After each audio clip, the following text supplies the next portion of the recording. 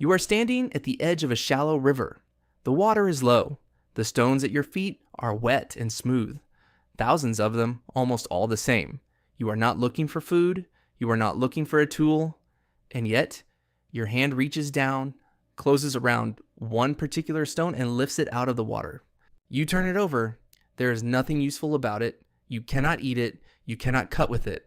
But something about the way its markings fall makes it look, just for a moment, like a face looking back at you.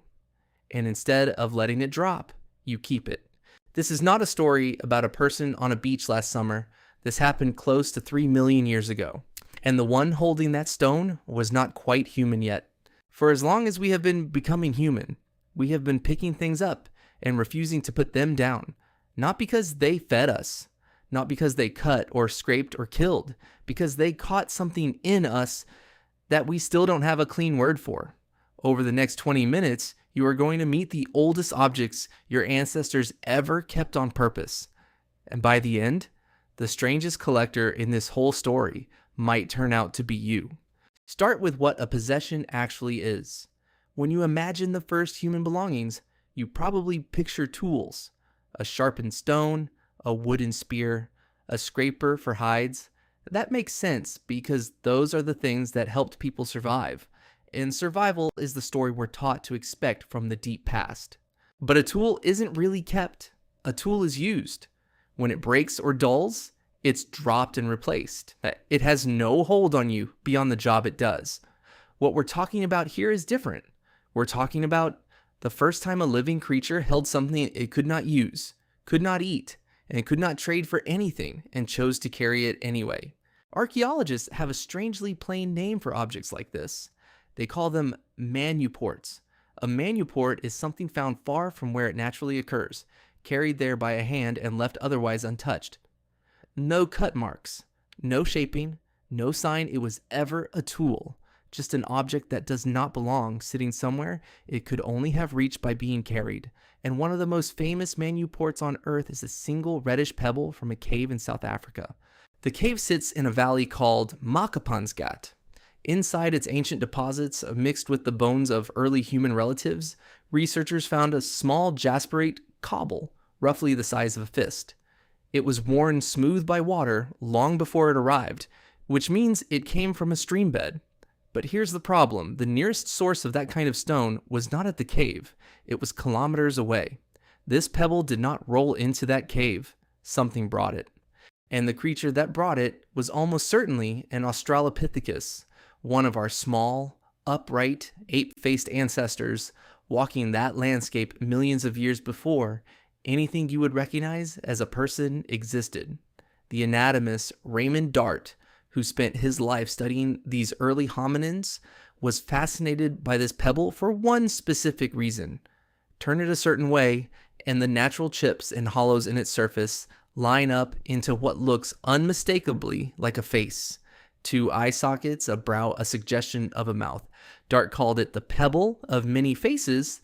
Now, nobody can prove what went through the mind of the individual who carried it. But think about what the object is and what it isn't. It isn't a tool. It was never worked. It has no edge, no use. Its only remarkable feature is that it looks like a face. And a small, big brain for its body creature saw that face. And instead of walking past it, picked it up and carried it a very long way home. Let me put you there. It is dry season on an ancient African floodplain. You are barely more than a meter tall, covered in hair, moving in a loose group along the water where it's safest. You've spent the day the way you spend every day, watching for cats in the grass, cracking nuts, keeping the young ones close. Your eyes are trained to scan the ground constantly, because on the ground is where food is, where danger is, where everything is. And that constant scanning is exactly why the stone stops you. Your brain is built to find patterns, to snap 2 dots and a line into a face faster than you can think, because a face in the grass might be a predator or it might be one of your own. So when this wet pebble flashes a face up at you from the shallows, some very old circuit fires. You freeze, you look closer, and the face doesn't blink, doesn't move, doesn't threaten. It just looks back. You could drop it. You have no reason to keep a stone that does nothing. But you don't drop it. You close your fingers around it and you carry it as the group moves on, past the water up toward the higher ground into the dark of a cave. You may set it down somewhere you sleep. You may turn it over again on other nights. And there, millions of years later, someone finds it and realizes it should not be there, and understands that the very first thing our family line ever seems to have collected was not a weapon or a tool. It was a face in a stone that meant nothing and somehow meant everything. Hold on to that image, because the pattern it starts only gets stranger from here. The next collectors didn't just find faces, they started hiding treasures inside the very tools they made. Move forward, way forward, but still deep in the past, into the long stretch when early humans were making stone hand axes by the thousand. A hand axe is the closest thing the ancient world had to a universal tool. Teardrop shaped, sharp all the way around, chipped from a single lump of stone. People made them for something like 1 million years across 3 continents. They are, on the surface, the most practical object in prehistory, which is what makes one particular hand axe so hard to explain. It was found at a place called West Tofts in England. It's an ordinary Acheulean hand axe in almost every way, chipped from flint, shaped by a skilled hand, except for one detail, set right in the center of one flat face of the tool, perfectly framed by the toolmaker's blows, is a fossil seashell, a scallop that was already ancient when the stone was picked up. Here's the thing you need to sit with. Whoever made that axe did not chip the fossil out of the way. They did not treat it as a flaw to be removed. They worked the entire tool around it, striking flakes off every side while carefully leaving the shell untouched and centered like a jewel set in a ring. The functional part of the tool, the cutting edge, wraps around a decorative fossil that serves no purpose whatsoever. Someone saw that shell inside the stone and decided the tool would be better. More right, more worth carrying if the shell stayed.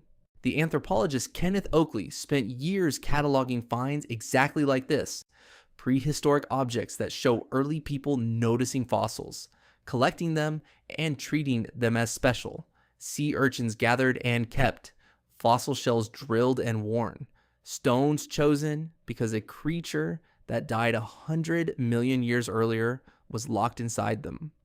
Oakley's conclusion was quietly astonishing. Long before anyone wrote a word, long before farming, before cities, before religion, as we know it, human beings were already collectors.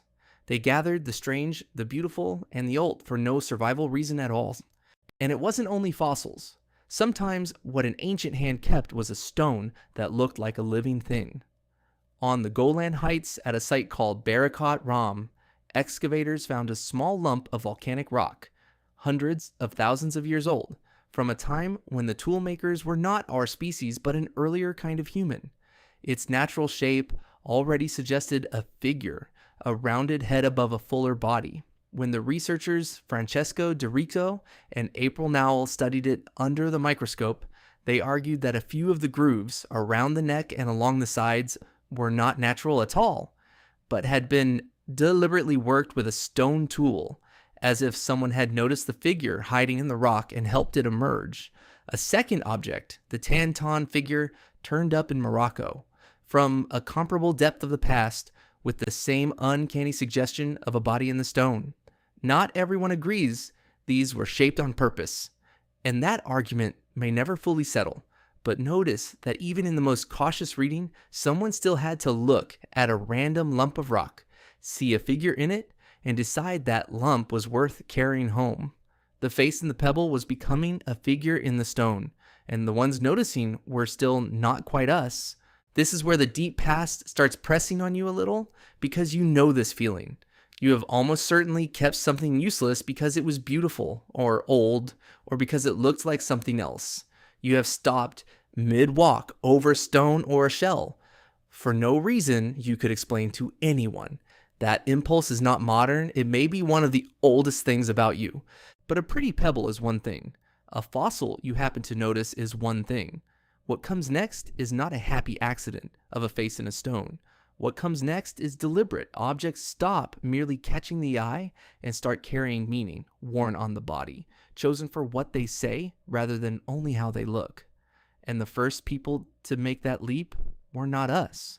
They were another kind of human entirely. For a long time, the story went that only our species, Homo sapiens, had the kind of mind that decorates itself, that assigns meaning to objects, that keeps things for what they represent. Everyone else, especially the Neanderthals, was supposed to be too simple, too brutish, too busy surviving. That story's now falling apart, and the objects tearing it apart are exactly the kind we're talking about. Go to a Neanderthal site in Croatia called Krapina. In its deposits, sitting quietly for over a century after they were first excavated, were 8 talons from white-tailed eagles. For years, nobody thought much of them. Then the researcher Dvorka Radovcic took a closer look, alongside the anthropologist David Frere, and what they saw changed the picture. The talons carried cut marks, polish, and smoothed edges in exactly the places you would expect if they had been strung together and worn against the skin. These were not food scraps. Eagles are dangerous, hard to catch, and give almost no meat. Someone gathered 8 of them from these birds specifically to take their claws and turn those claws into something to wear. And they did it around 130,000 years ago, long before our species ever set foot in Europe. Think about what that requires. You have to see an eagle's talon not as a piece of a bird, but as a thing with meaning. You have to want to carry that meaning on your body, where others can see it. That is not survival. That is identity. And it was Neanderthal. It goes further. At a cave in Spain called Cueva de los Aviones, researchers including João Zilhau found marine shells that Neanderthals had perforated, apparently to hang them, along with the residue of mineral pigments, reds and yellows, some mixed, inside the shells themselves like little containers of paint. The dating pushes this back well past 100,000 years. Perforated shells to wear, pigments to color something, skin, objects, we don't fully know what. A whole small kit for making yourself, or your things, look a certain way on purpose. And at an Italian cave called Fuman, the archaeologist Marco Perisani documented Neanderthals collecting marine shells and carrying them far inland, dozens of kilometers from any coast, some of them already fossilized, some stained with ochre. Shells that came from the sea, ending up deep in the mountains, brought there by hand, for no reason anyone can attach to eating or hunting or tool making. Another kind of human, gathering the beautiful and the strange and carrying it home. And it wasn't only shells and claws. At a cave in France called Arcy-sur-Cure, in layers left near the very end of the Neanderthals' time, archaeologists found animal teeth carefully grooved and pierced to hang on a cord, along with beads shaped from ivory. Whether the Neanderthals invented these ornaments entirely on their own is still argued over, but the objects are real, they are old, and they are unmistakably made to be worn. Put all the finds side by side and a picture forms that would have been unthinkable a generation ago. Another kind of human across many thousands of years and hundreds of kilometers, gathering eagle claws, seashells, colored minerals, and pierced teeth, and putting them on their bodies. Not to survive, to be seen, to say, without a single written word, this is who I am. Now, bring in our own species, and the collecting explodes. At Blombo's cave in South Africa, the researcher Christopher Hinchelwood found tiny sea snail shells, each one deliberately pierced and worn smooth where a cord would have run through, strung as beads maybe 75,000 years ago. In the same cave, he found pieces of ochre engraved with careful, cross-hatched patterns, some of the oldest deliberate designs on Earth, and an entire ancient workshop for grinding and storing red pigment. These are people making ornaments, keeping colored stones, and marking objects with patterns that carry no function but clearly carried meaning. In a cave in France, someone drilled a hole through a fossil trilobite, a creature that had already been extinct for hundreds of millions of years, and wore it as a pendant. Sit with the layers of that. An Ice Age human found the stone shell of an animal so old it predated the dinosaurs, understood it was special, and chose to carry that unimaginable stretch of time around their neck.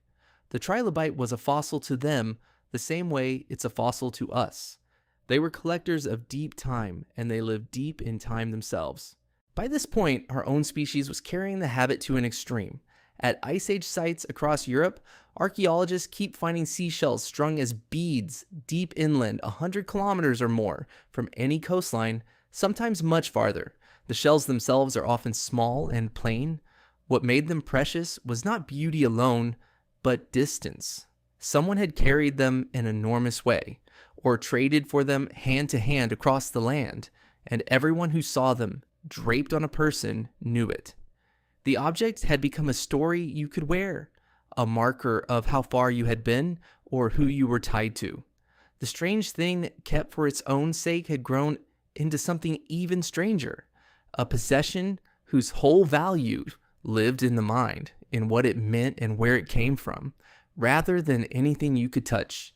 Between those Ice Age hunters and the first farmers, there is no gap in the habit.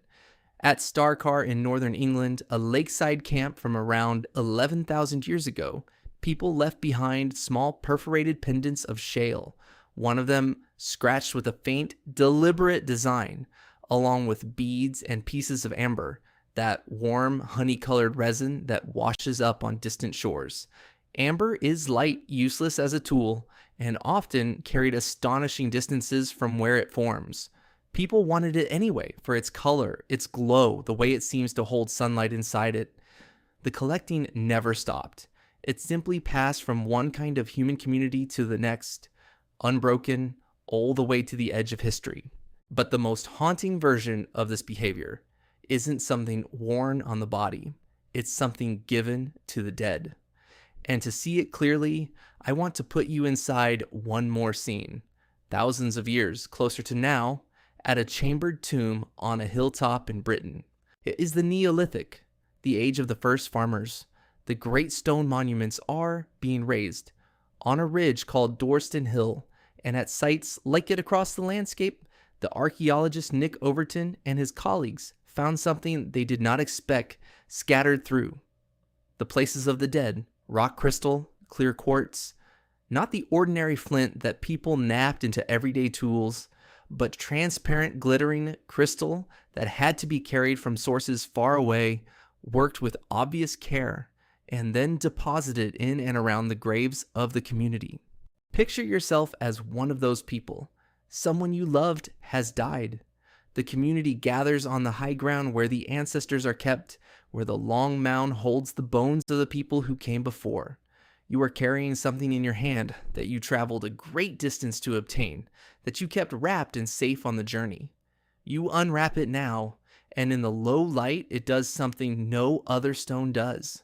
It catches the sun. It throws light across your hands and the earth. It is clear, like frozen water, like nothing else in a world of dull brown flint. You did not bring it because it makes a good blade, though it can be worked like one. You brought it because it is extraordinary, because it seems to hold light inside it, because a thing that special belongs with the people who matter most. And so you place it with the dead in the ground, where it will never be held by a living hand again. You give away a treasure you cross the land to find, and you give it to someone who can no longer see it. Nick Overton's team suspects these crystals helped bind the living to the dead, and one community to another, marking certain places and certain people as different, as remembered. A glittering stone carried far and buried on purpose, because it meant something no ordinary object could. And there it is again, the same thread that started 3 million years earlier with a face in a wet pebble. Notice how far it has traveled. It began as an instinct, an eye snagging on a pattern, a hand refusing to drop a curious stone. It became decoration, a claw or a shell, worn where others could see it. It became identity and distance and status you could wear. And it ended, if ended is even the word, as pure meaning, a crystal placed in a grave, valued so highly that it was taken out of the world entirely and given to the dead. So here's the twist. The thing this whole strange trail actually reveals. We tend to measure the ancient mind by its tools. Sharper blades, better spears, the technology of staying alive. But the deepest, oldest evidence of a human kind of mind isn't a tool at all.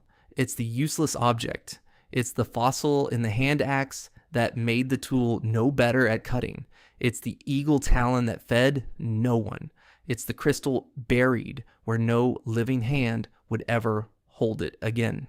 Because the moment a creature keeps something for what it means instead of what it does, something enormous has already happened inside its head. It can see a stone and think of a face. It can see a shell and think of the sea it came from.